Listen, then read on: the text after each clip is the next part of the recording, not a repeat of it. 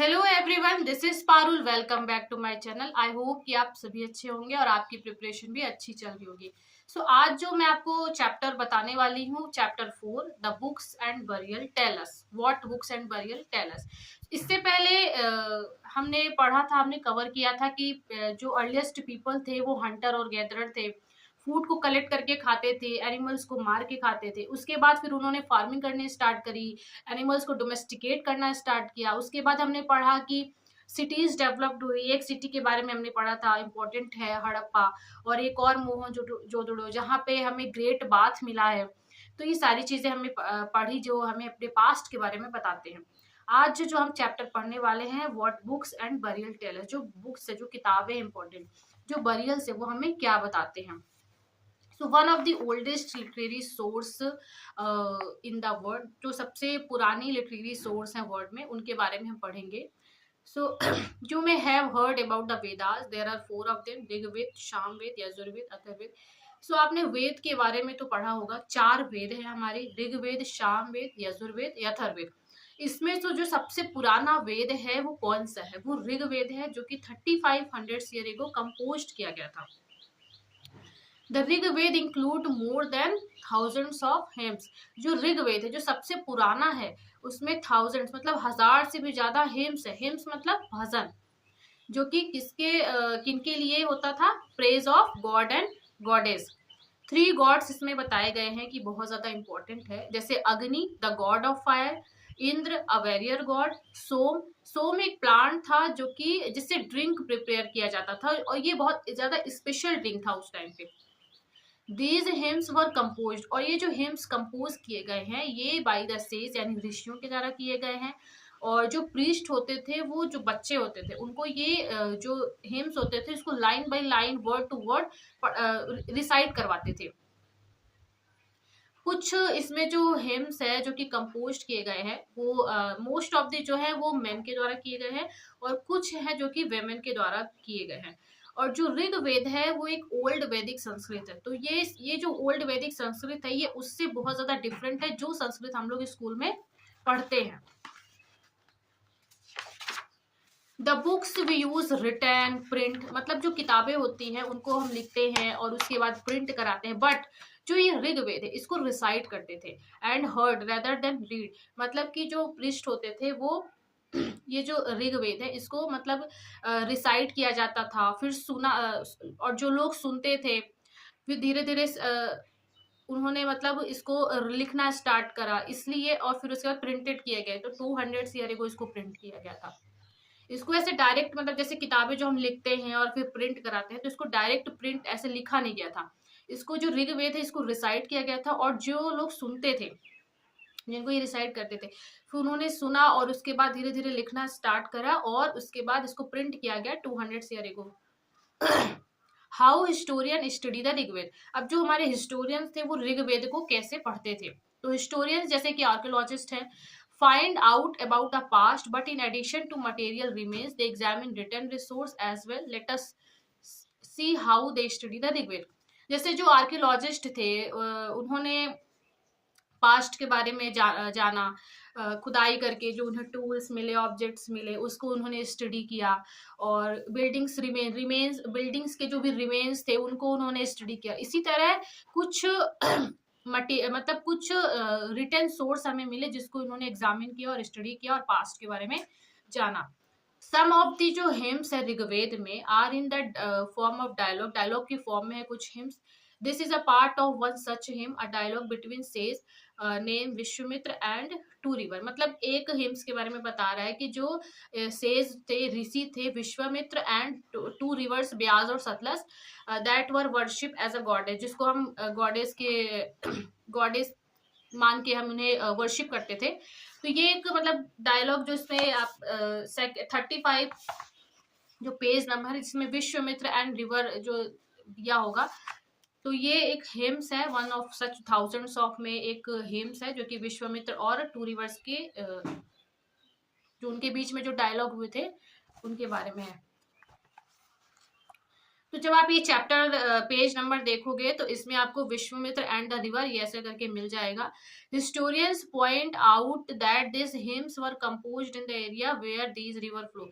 तो हिस्टोरियंस ने जब इस डायलॉग को पढ़ा जो इनके बीच में हुए थे, तो उन्होंने पॉइंट आउट किया कि जो ये हिम्स है जो कि कंपोज्ड हुई थी कौन से एरिया में हुई थी, जहां पे ये जो रिवर है ब्यास और सतलज वो फ्लो करती थी।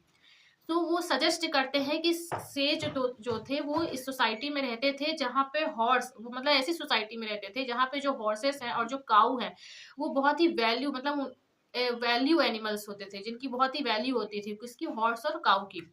That is why the river are compare to horse. इसीलिए जो ये डायलॉग जब आप पढ़ोगे तो समझ आएगा कि इसमें रिवर को कंपेयर किया गया है हॉर्स और काऊ से। अदर भी रिवर्स हैं जैसे कि Indus and it's tributary, Saraswati, इनको भी हिम्स में लिया गया है, और गंगा यमुना जो है उसको भी लिया गया है।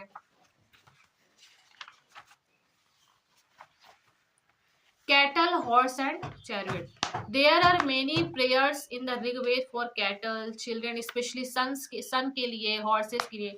तो ऋग्वेद में बहुत सारी प्रेयर्स भी है, इंक्लूडेड है कैटल के लिए, चिल्ड्रन स्पेशली किनके लिए, सन के लिए, और हॉर्सेस के लिए। So horses were used to chariot that were used, जिसमें बताया गया कि जो हॉर्स थे वो बैटल्स में यूज होते थे, वॉर में यूज होते थे, और कैटल को कैप्चर करने में यूज करते थे। सो battle were also fought for land. जो बैटल्स लड़ाइयाँ लड़ी जाती थी वो लैंड के लिए लड़ी जाती थी, क्योंकि लैंड बहुत ज्यादा इंपॉर्टेंट था उनके लिए। क्रॉप्स को ग्रो करते थे वो लोग, जैसे कि बार्ले। और कुछ जो बैटल्स थे वो वाटर के लिए लड़ाई लड़ते थे, वाटर पाने के लिए, और पीपल को कैप्चर भी करते थे। तो ये सारी जो लड़ाइयाँ होती थी वाटर के लिए, लैंड के लिए, तो ये होती थी। और some of the wealth that was obtained was kept by the leader, some was given to priest and rest was। और जैसे जो लड़ाइयाँ करते थे, वॉर करते थे, तो उसमें जो उन्हें वेल्थ मिलता था उसको वो कुछ प्रिस्ट को देते थे, और जो बचे होते थे उनको पीपल्स में डिस्ट्रीब्यूट कर देते थे। सो सम वेल्थ, और कुछ जो वेल्थ होता था उसको यज्ञ मतलब यज्ञ वगैरह कराते थे, उसमें वो यूज करते थे। जैसे अब यज्ञ वगैरह हो रहा है तो उसमें घी ग्रेन्स ये सारी चीजें सेक्रीफाइस की जाती थी।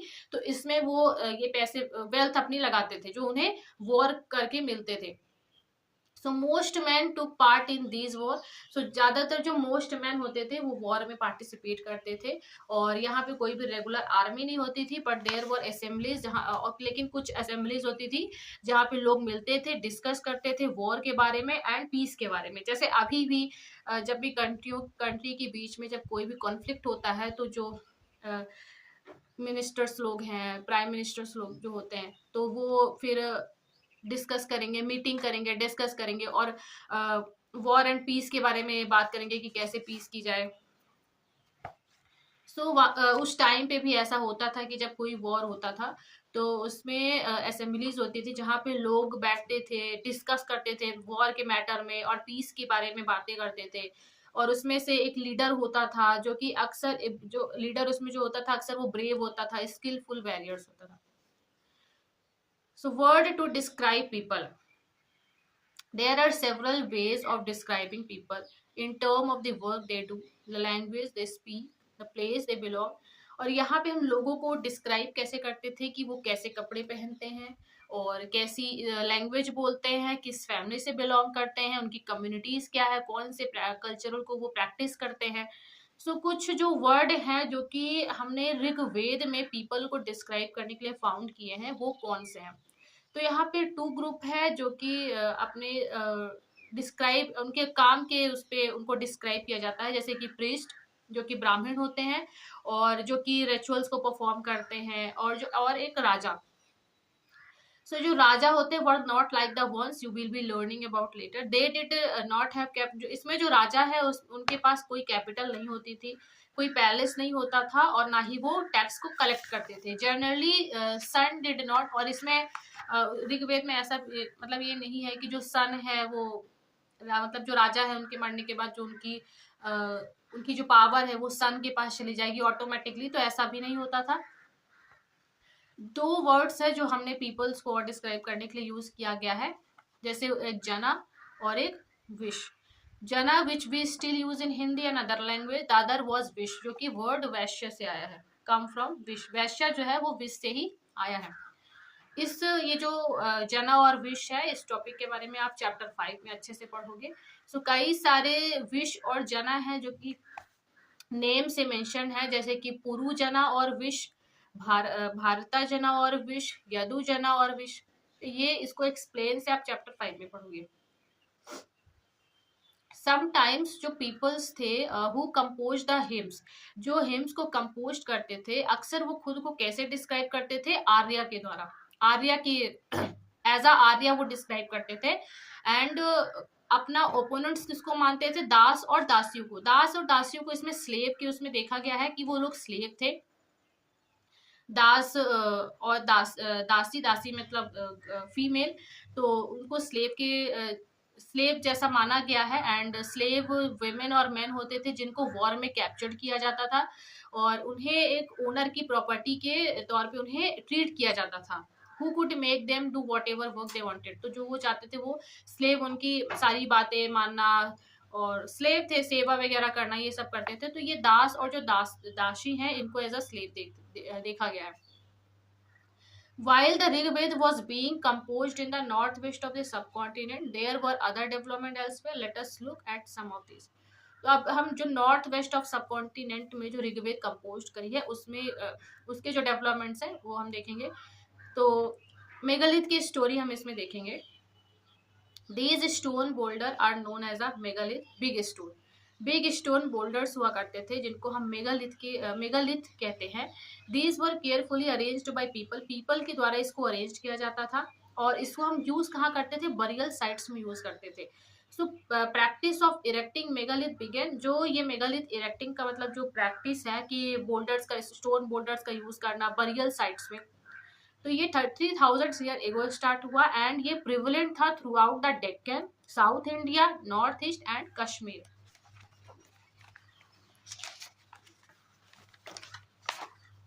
कुछ इम्पॉर्टेंट मेगालिथिक साइट्स हैं जो आपको मैप में दिखेगी।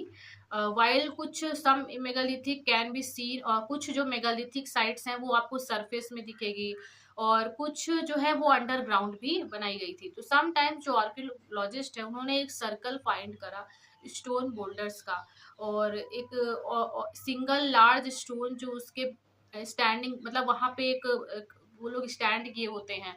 सो एक ये इंडिकेशन था, मिलता था कि बरियल बिनेट, मतलब कि अंडरग्राउंड यहाँ पे बरियल्स है। मतलब कि एक आप इमेज में जब देखोगे तो आपको अच्छे से समझ में आएगा कि एक स्टोन बोल्डर से सर्कल बनाया गया, उसमें एक बहुत बड़ा लार्ज उसमें स्टोन मतलब कि ग्राउंड में स्टैंड किया गया है। तो एक ये इंडिकेशन है कि बरियल बिनेट, मतलब कि वहाँ पे बरियल्स हैं। All these burials have some common feature, जैसे कि dead but buried with distinct pots, और कुछ मतलब एक कॉमन फीचर होता था जितने भी बरियल्स थे कि वहाँ पे जब लोगों को दफनाते थे तो उनके साथ उनके कुछ चीज़ों को, मतलब कि जैसे पॉट्स हो गया और ब्लैक एंड रेड वेयर, उनके साथ ही उसको कर दिया जाता था। कुछ टूल्स हो गए, वेपन्स हो गए आयरन के, और जैसे उनके जो साथ उनके जो हॉर्सेस वगैरह रहते थे, ऑर्नामेंट्स हो गए, वो साथ में ही उनको बरी कर दिया जाता था। So archaeologists think that object found with a skeleton probably belong to the dead person. तो फिर जब आर्कियोलॉजिस्ट ने फिर ये देखा, ये सारी चीजें देखे कि जब जो लोगों को बरी किया गया है, दफनाया गया, उनके साथ साथ उनके साथ पॉट्स भी हैं, ऑर्नामेंट्स भी है, हॉर्स है, तो उनसे उन्हें ये पता लगा कि ये सारी जो चीजें साथ में दफनाई गई है ये इसी पर्सन से, जो डेड पर्सन है उसी से रिलेट करता होगा, उसी का होगा, उसके साथ में दफना दिया गया है। जैसे ब्रह्मगिरी में हमें मिले हैं, here one skeleton was buried with 33, तो यहाँ पे जो ब्रह्मगिरी है वहां पे हमें एक बरियल साइट्स मिली है जहाँ पे एक स्केलेटन को बरीड किया गया है with 33 gold beads, 2 stone beads, 4 copper bangles, 1 conch shell. तो ये इससे ये फिर ये मतलब कि माना गया कि ये सारी जो चीजें हैं वो इसी स्केलेटन, मतलब जो डेड पर्सन, इससे ये रिलेट होगा। So these finds suggest that there was some difference status among the people। और जब ये सारी चीजें हमने देखी कि मतलब अलग अलग बरियल साइट्स देखी कि मतलब उनके साथ साथ जो चीज़ों को दफनाया गया, तो जब उन चीज़ों को एनालाइज किया गया, तो उससे ये पता चला कि कुछ लोग अमीर थे, कुछ पुअर थे, कुछ चीफ्स थे, कुछ फॉलोवर्स थे, मतलब अलग अलग स्टेटस था उनका।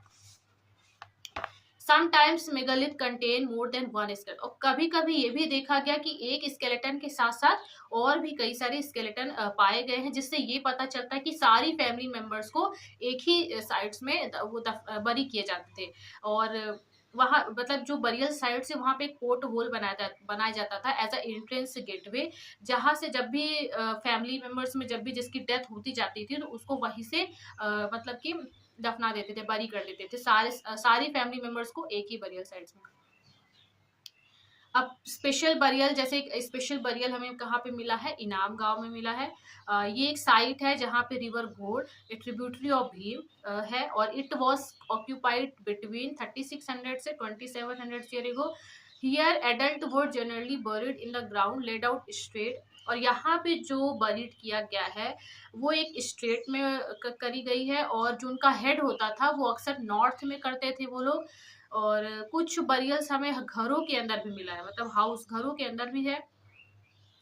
और वेजल्स, मतलब कि वेसल्स में उन्होंने फूड और वाटर को भी प्लेस किया गया, जैसे हमने अपने पुराने चैप्टर में देखा था कि लाइफ आफ्टर डेथ, ये मानते थे कि डेथ के बाद भी एक जीवन होता है। तो जो इनाम गांव में हमें बरियल मिला है उसमें यही देखा गया है कि एक स्ट्रेट में उन्हें बरी किया जाता था, उनका जो हेड होता था वो नॉर्थ साइड होता था, और उनके साथ साथ एक वेसल्स में फूड और वाटर भी उन्हें मतलब दफनाते थे साथ में।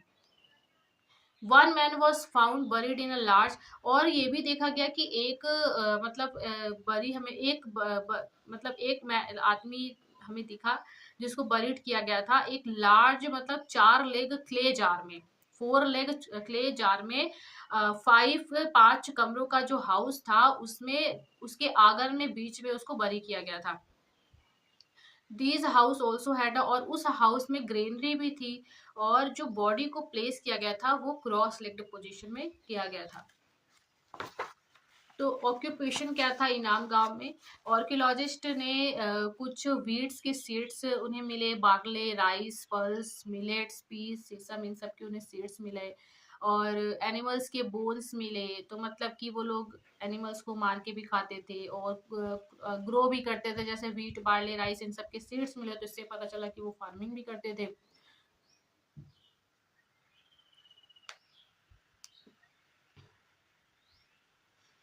और इसमें बहुत सारे इंक्लूड कैटल, बफेलो, गोट, शिप, डॉग, ये सब कुछ हमें मिले हैं, जिससे ये पता चलता है कि वो लोग फार्मिंग भी करते थे, ये सब चीजें उगाते भी थे, डोमेस्टिकेट भी करते थे। और कई सारे फ्रूट्स मिले हमें, बेर, आंवला, जामुन, ये सारी चीजें मिली है। तो ये था आपका चैप्टर 4।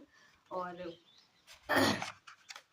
आई होप कि आपको ये चैप्टर अच्छे से समझ में आया होगा, और नेक्स्ट वीडियो में हम चैप्टर 5 अपना कवर करेंगे। Thank you so much.